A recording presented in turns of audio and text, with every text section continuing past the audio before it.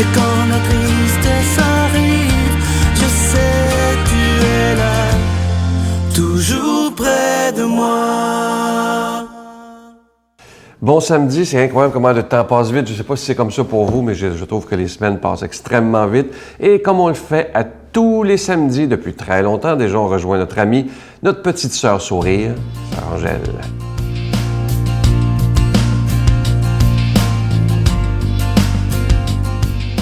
Bonjour et bonne fête des pères à tous les papas de la terre. Je vous dis bonne fête parce que demain c'est la fête de tous les papas du monde. Et justement, la Sainte Trinité aussi, que c'est le Père, le Fils et le Saint-Esprit. Je trouve que ça va bien les trois ensemble. Et ça se marie très très bien. Et c'est pour ça qu'aujourd'hui, j'ai mis le papa fidèle, Saint Joseph, qui prend soin de Jésus. Et c'est là qu'on voit la force de l'Esprit Saint. Vous savez que le papa, pour tous les enfants, des fois, pas toujours, mais des fois, c'est le plus fort. C'est celui qui sait tout faire. C'est celui qui a beaucoup le sens de protéger les enfants. Parce que, tu sais, quand on dit, moi je me rappelle, mon frère dit, mon père, il monte à cheval, voyez-vous? Et puis, on avait tout cet ensemble de familles qui c'est très important. Parce qu'on dit toujours, l'Esprit Saint éclaire tous ceux qui veulent. Parce qu'on a besoin d'être éclairé, surtout des temps qui courent. On se fait des idées, on s'est dit, mais où est-ce qu'on va? Où on va finir dans tout ce monde qui est négligent face à l'Église, qu'on est négligent face à notre intérieur, qu'on est négligent face à l'amour. Vous savez, l'amour, c'est quelque chose qu'on ne peut pas prendre comme ça. Il faut l'habiter. Il faut que ça se nourrit. Il faut se nourrir en soi. Et ça, je sais qu'il y a 50 000 personnes et plus qui chaque matin sont là et qui attendent avec impatience qu'on arrive à 5h15 tous les jours, mais le dimanche, c'est à 5h30. Et pour le samedi, c'est 6h moins quart. Vous voyez, on a commencé 6h moins quart. Je suis là avec vous et c'est avec vous que je voulais rendre hommage à tous les papas, mais surtout aussi à le Père qui protège le Fils et l'Esprit Saint qui fait la conclusion en tout.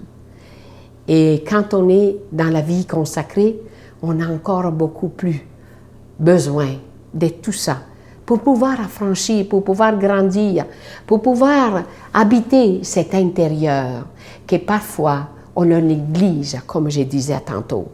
Et on se dit toujours, on met toujours une lampe allumée. La lumière, c'est elle qui nous éclaire, c'est elle qui nous aide. C'est elle qui nous dirige dans l'ouverture d'esprit. Parce que l'Esprit Saint, ce n'est pas quelque chose qu'on doit négliger, mais c'est quelque chose qui habite en nous et qu'on doit vraiment remplir. Notre Père qui es aux cieux, que ton nom soit sanctifié, que ton règne vienne, que ta volonté soit faite sur la terre comme au ciel. Donne-nous aujourd'hui notre pain de ce jour. Pardonne-nous nos offenses comme nous pardonnons à ceux qui nous ont offensés. Ne nous laisse pas entrer en tentation, mais délivre-nous du mal, car c'est à toi qu'appartient le règne, la puissance et la gloire pour les siècles des siècles. Amen. Je suis heureux de vous parler de ce nouveau CD de l'abbé Raymond Gravel qui s'intitule « La puissance de la prière ». Et comme je vous disais il y a quelques semaines, Raymond, il sait de quoi il parle parce qu'il le vit présentement. Il ressent la prière que des milliers de personnes font pour lui. Ça l'aide évidemment beaucoup à combattre et à vaincre ce cancer des poumons. Et il me disait à quel point, s'il n'y avait pas eu cette prière des gens, probablement qu'il ne serait plus parmi nous. Alors imaginez cette force de la prière, c'est même prouvé scientifiquement maintenant. Alors je sais que c'est un CD qui va beaucoup vous aider dans votre façon de prier, mais aussi ça peut même changer votre vie, moi je vous le dis. Prenez le temps d'écouter ce CD-là. Une belle exclusivité de la Victoire de l'amour. Je vous rappelle que c'est avec un don de 25 $ et si vous en voulez deux, parce que ça se donne vraiment bien en cadeau, c'est avec un don de 40 $. Je vous rappelle également qu'on vous envoie un reçu Pour fin d'impôt, je vous donne l'adresse. La Victoire de l'Amour, casier postal 120, succursale Boucherville à Boucherville, le J4B 5E6, je vous la redonne. La Victoire de l'Amour, casier postal 120, succursale Boucherville à Boucherville, le J4B 5E6. Également par téléphone, par carte de crédit, du lundi au vendredi, de 8h30 à 16h30 dans le 514-523-4433, 523-4433 ou sans frais, le 1-888-811-9291, 1-888-811-9291 et aussi sur notre site Internet, le www.lavictoiredelamour.org. Je vous rappelle le titre, le CD de l'abbé Raymond Gravel, La puissance de la prière. Et je vous rappelle, ça se donne vraiment bien en cadeau.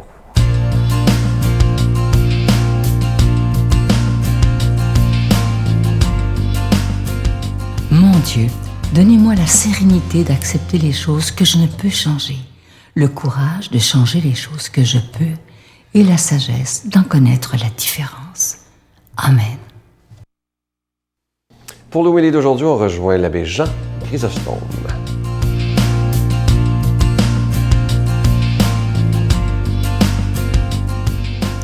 Bonjour chers frères et sœurs, ce matin, la liturgie de notre mère, l'Église, nous propose un texte tiré du récit de Matthieu, au chapitre 5, le verset 33 au verset 37. Comme les disciples s'étaient rassemblés autour de Jésus sur la montagne, il leur disait : « Vous avez encore appris qu'il a été dit aux anciens : tu ne feras pas de faux serments. Mais tu t'acquitteras de tes serments envers le Seigneur. Eh bien, moi, je vous dis de ne faire aucun serment, ni par le ciel, car c'est le trône de Dieu, ni par la terre, car elle est son marchepied, ni par Jérusalem, car elle est la cité du grand roi.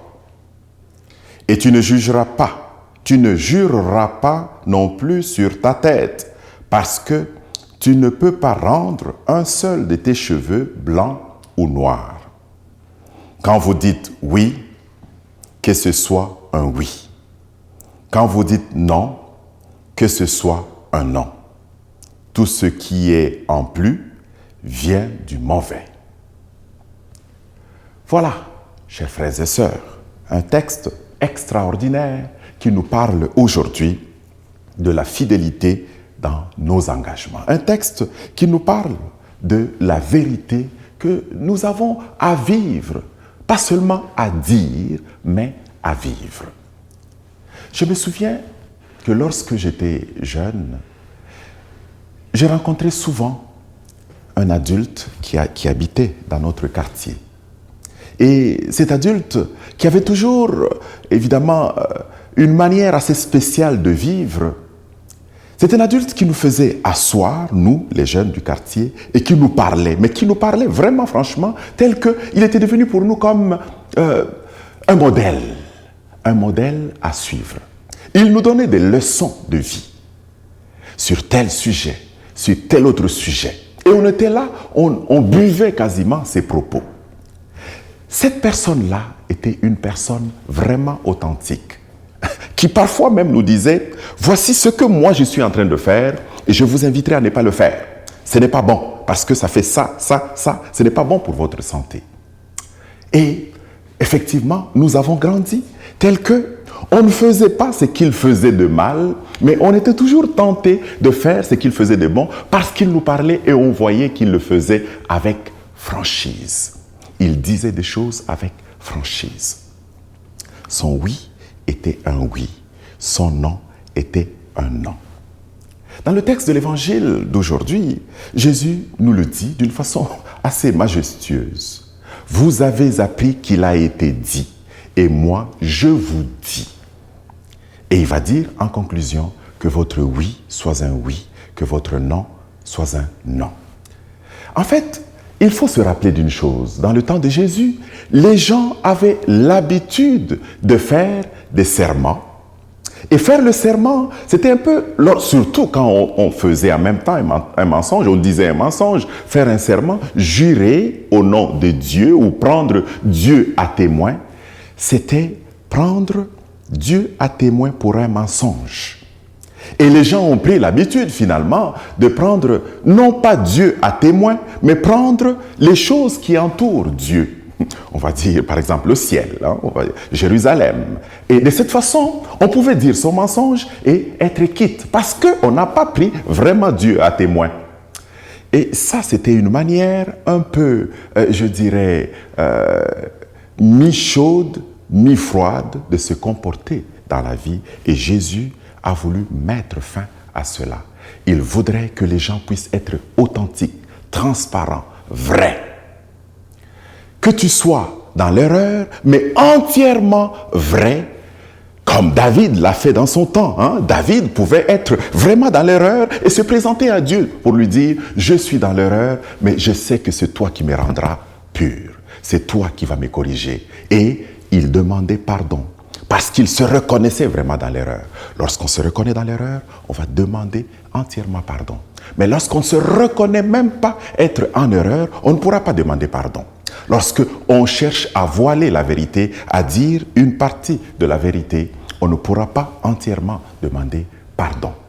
Mais lorsqu'on est dans la vérité, authentiquement dans la vérité, on va savoir à quoi on s'identifie.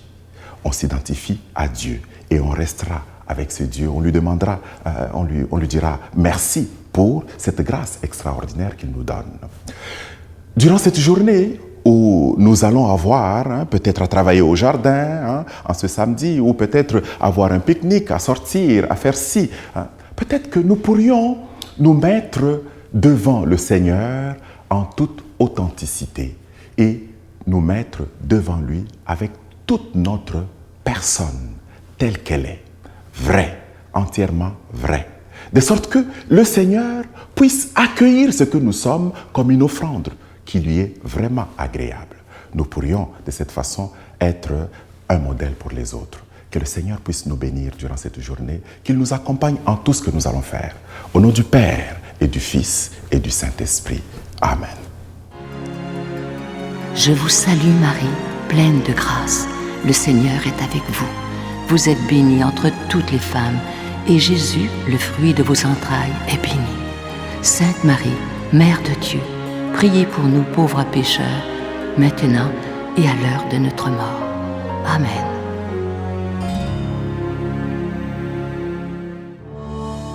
Sur les pas de Jésus. Dans le cadre des festivités du 20e anniversaire de la victoire de l'amour, nous vous invitons à un magnifique pèlerinage en Terre Sainte et Jordanie en compagnie de Sœur Angèle, l'abbé Donald Thompson et Sylvain Charon. Nous visiterons entre autres en Israël, Nazareth, le mont des Béatitudes, Bethléem, Jérusalem, Masada et Qumran. Et en Jordanie, Pétra, Mont Nebo, la mer Morte et plusieurs autres, du 26 mai au 10 juin 2015. Pour informations et réservations, voyage intermission au 514-288-6077 ou sans frais au 1-800-465-3255. Ah, j'aime beaucoup cette pensée ce matin. On pourra la méditer pendant toute la fin de semaine. Ça dit ceci. Se venger, c'est se mettre au niveau de l'ennemi. Pardonner, c'est le dépasser. Il faut la répéter, je l'aime trop. Écoutez bien. Se venger, c'est se mettre au niveau de l'ennemi. Pardonner, c'est le dépasser. Demandons cette grâce d'être capable de pardonner et demander pardon. Je vous souhaite une belle journée, une belle fin de semaine. À demain. Jamais j'aurais cru. Jamais j'aurais cru descendre aussi bas. Puis de transmettre à mon fils d'aussi mauvaise voie à suivre. Parce que je sais que dans la tête d'un fils, son père, c'était l'idole. C'est une trace à suivre. Puis moi, j'essayais de lui montrer la bonne voie, puis je me suis enligné dans la mauvaise. La Victoire de l'amour remercie de tout cœur les Résidences Soleil de leur accueil si chaleureux.